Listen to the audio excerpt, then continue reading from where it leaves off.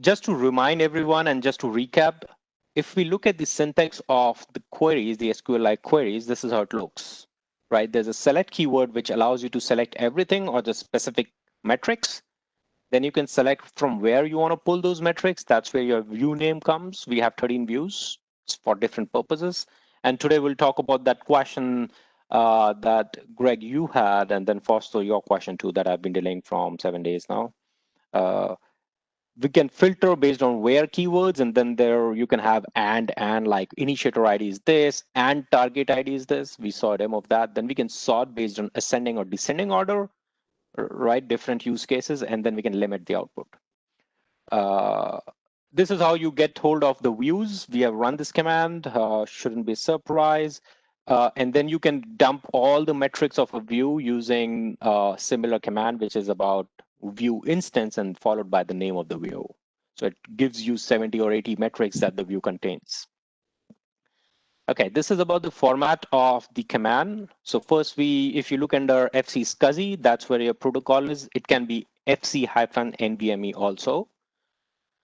Port is essentially the view name. We have 13 such options there. You can change it to, let's say, SCSI initiator, IT flow, or NVMe target IT flow, and things like that. Then you have the values. So essentially, these values are in KV format or key value format. Other terms are dictionary format, whatever helps you to remember.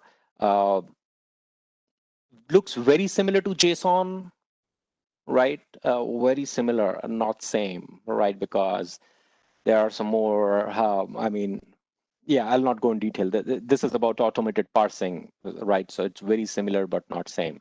You need to parse this data from one layer in between to really call it as technically valid JSON. Okay, then you have record numbers. So every record has its own unique number. So let's say if you enable analytics on 2 ports on a switch and you execute this command on port view, you're going to have 2 such record. And then you see the port number here, right? So let's say if I enable on 10/8 and 10/9, I'll have 2 records. Okay, and then we have the metrics in the key value format. The port number is there and long list of metrics. We have looked at all of this, like, I'll skip all of this. Let's go to some use cases. Okay, so what problems can you solve with it? So let's go. I mean, probably I'll write it down somewhere so that, we make it a valid document, that top 10 use cases of the SQL-like queries. So my first use case is show me the ports on a switch with most IOPS. Okay, and this can be write IOPS and show me top 3 ports. So I use this command, which is essentially show analytics query. Then I select port, write IO rate from FC SCSI.port, and then I sort by write IO rate. Remember, write IO rate is last 4 seconds, but still is a valid number. And show it in descending order. That means the topmost record at the top, and then just show me top 3. Single command, I get the answer. Okay. Similarly, I may not execute all these commands, like it's all there part of the slide decks, but I've 10 use cases here, which are very valid use cases. People look for these things all the time. And the point is very simple. When we say it's simple, it's flexible.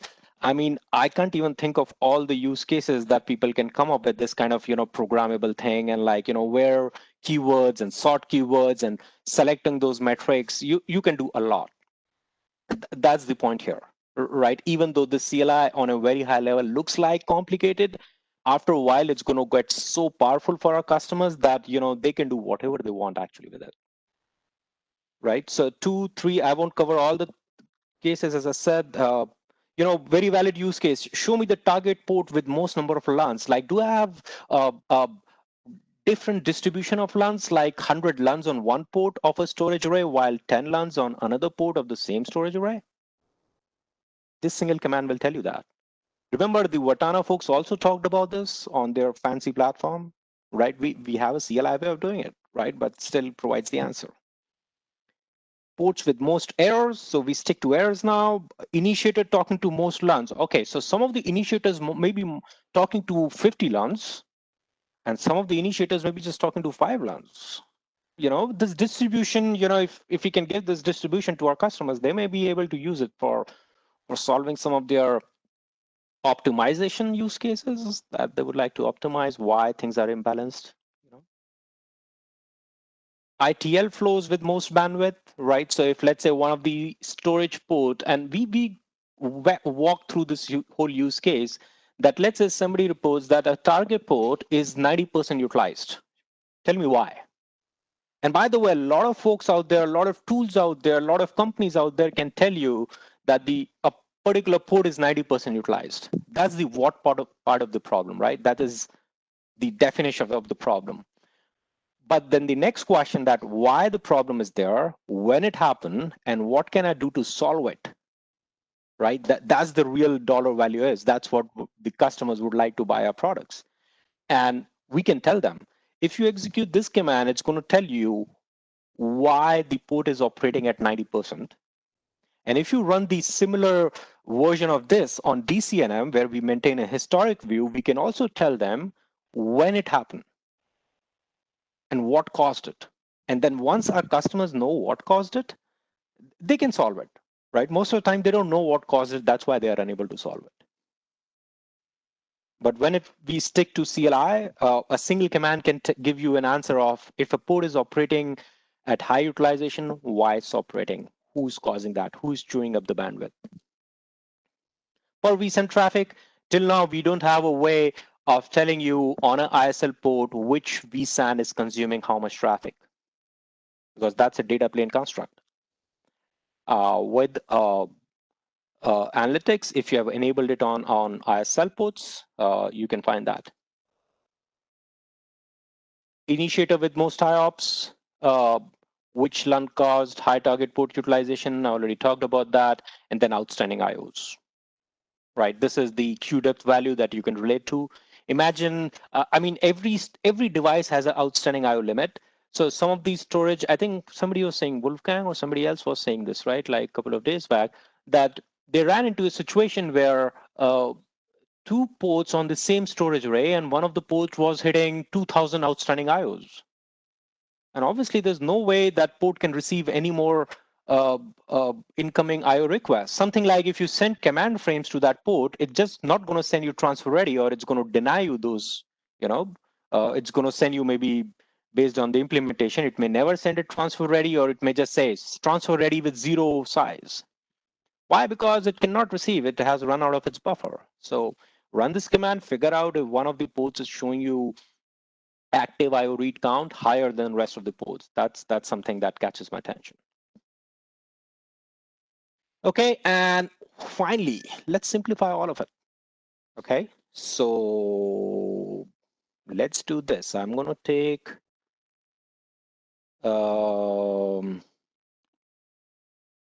this long command and create an alias for it. So what was my query for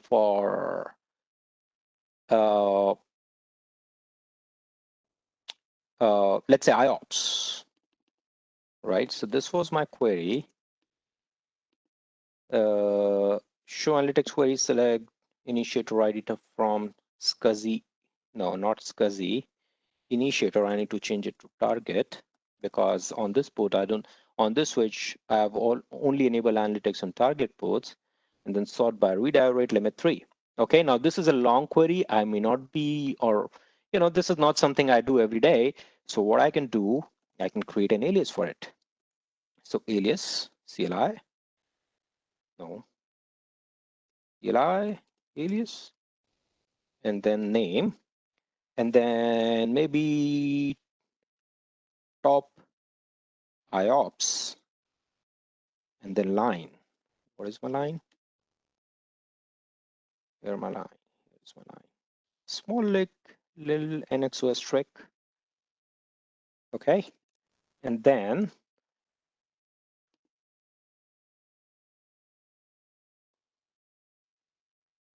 Well, no, what I'm I saying, think the Preston, quotes. is you have double quotes, and then you have double quotes in the select. Yeah, so looks like, oh yeah, sorry. So let me do IOPS and looks like,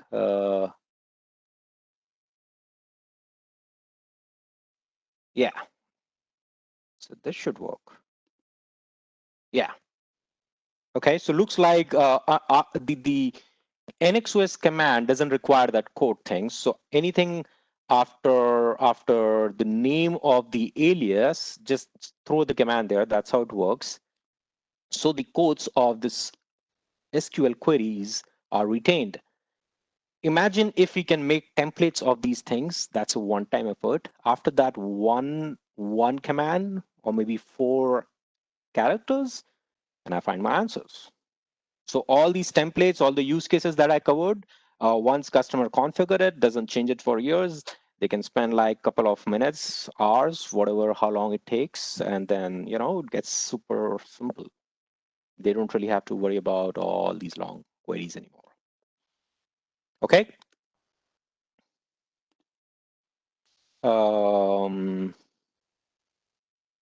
Okay, we've talked about this, and let's go to the next section. Any questions about SQL queries, use cases? Can we lead with those use cases now? People ask that, what can you solve with CLIs? Yes, we can still do a lot with CLIs. Not everything, but still a lot. Okay, let's talk about some of the other things here, which you probably wouldn't run into every day, but still it will answer Foster's question. So let's talk about that. There are different ways of clearing and purging metrics. As you can see, at least I have defined it into 5 different categories. There's something called clear uh, uh, functionality, which resets all the metrics in a record. The CLI for doing that is clear analytics query. Okay, and it's not being used by DCNM SAN Insights as of now, and it may never use it. Then there's a purge record, which essentially purges everything. The CLI is purge analytics query, and it's not used. Then there's a second kind of clear, which is different from the first column, which is a CLI looks slightly different. You see that show analytics query, and then you write your query within the quotes, and then at the very end, we have the clear word. This only clears your min, max, and peak values. Okay, it doesn't clear everything. There are different use cases for it. The fourth attribute here is differential, and this is essentially used when we are exporting the flow records via streaming telemetry. And what this means is, let's say I got 10 IO flows and between my initiator and target, and the NPUs has learned those flows and it's collecting metrics on those flows. But every 30 seconds, should I be sending those flow records to my receiver? Right? Because I'm just taking an example of 10, but how about I take an example of 100,000 flows? So now I would be looking for approaches where I can limit the amount of data that I export of the switch or the metrics that I export of the switch. So what differential does, it sends only those flow records which were changed since last export. Right? So the flows are already there in the NPU, but let's say if there was no IO between that initiator, target, and LAN flow in last 30 seconds, assuming my export is happening at 30 seconds, the switch will not be sending it. And that instantly gives us an edge to scale our solution. And that's what differential does. And the fourth or the last option here, the fifth one, clear on read, very similar to the third column, but actually it clears on read. So it's something like, if a receiver is relying on this value, it's going to say, just send me what changed since last export. Because if I don't clear it, I don't know since when. Okay, because you remember all these peak values and min max are retained since the start of the time, or since the time when analytics was enabled on the port. But clear on read happens because let's say if I every 30 seconds I go and read and then I also clear it, next 30 seconds when I go, it just shows me what happened since last read, right? So that's the use case. It's not being used by DCNM, right? That's why you won't see it. But it's all over the config guides, right? So they are, just in case you don't get confused. Okay, so how about clearing the metrics? So I have some examples here. When you clear the metrics, the flow records are not purged. You see those examples in the middle, right? All the values, like I've taken the example of two flow records in the NPU DB, I1 T1 N1 and I1 T1 N2. They have some metrics there. If I run the clear analytics query, every metric becomes 0. But guess what? When you execute the show analytics query after that, you may not see 0 because these things are happening, right? Like just like when we do show interface counter and then we do clear counters and then we do show interface again, we don't see 0 because the traffic is flowing, right? So watch out for that. So this is clear counters. It clears everything. And this is some sample output, right? Like you can follow that. I think one point that I would like to mention here that you cannot clear individual or specific metrics using clear analytics query. You see the CLI looks like this, the clear analytics query. If I select port specific counters, there's an error that column selection is not allowed for clear. Not very intuitive output, but yeah, that's why I have it here so that we understand. So you got to select all, and only then we let clear everything under it. And in this example, you see that what changed between these three metrics and these three metrics. What changed?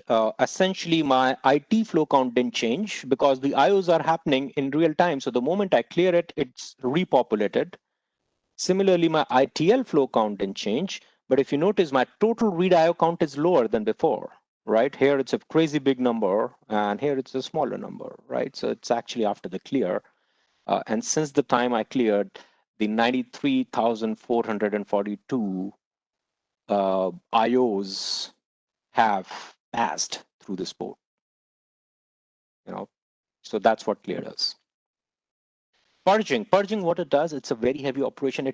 It even unlearns all the flows, right? It like just wipe up my memory, something like that. Okay.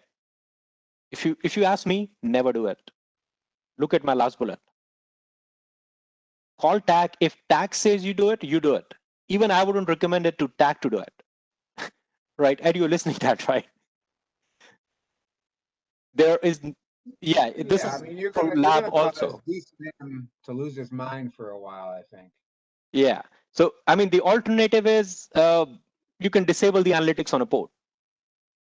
But purging is a very heavy operation in a production environment. Yeah, don't do that. If you think you should be doing this, there's a use case called tag first. Okay, but just to be letting you know that there is a functionality like this, it clears up the memory, it unlearns all the flows, and because it's unlearning all the flows, obviously the metrics will get lost. Okay, and here's the output. Yeah, so it just purges everything. It takes a while. You see that the console gets stuck for a second or so if you have a lot of flows there. Okay, now remember, one thing I'll mention, if at all you end up doing this ever, is that based on your query, you see that I'm selecting port 1/15. And then if you remember in day 4, when we talked about NPU DB architecture, I talked about the tree level architecture, right? Let's just go there very quickly from slide 260. We go to here, 192. You remember that? So if you run your query on the port view, everything under it gets cleared. If you hit the query here, every other record that's under hit here, all of those get cleared. All of them are purged. Okay, there's a lot happening on the NPU. I mean, it's all its architecture. There are no real port records. They're only pointers. And for those of you who have written code in C, you can think about that, right? Like the pointers, and like when you make your linked list and like you make replicas of that, there's no real replicas. They're only pointers, something like that. And when you clear, actually your real data is cleared. So that's why you're going to miss everything else.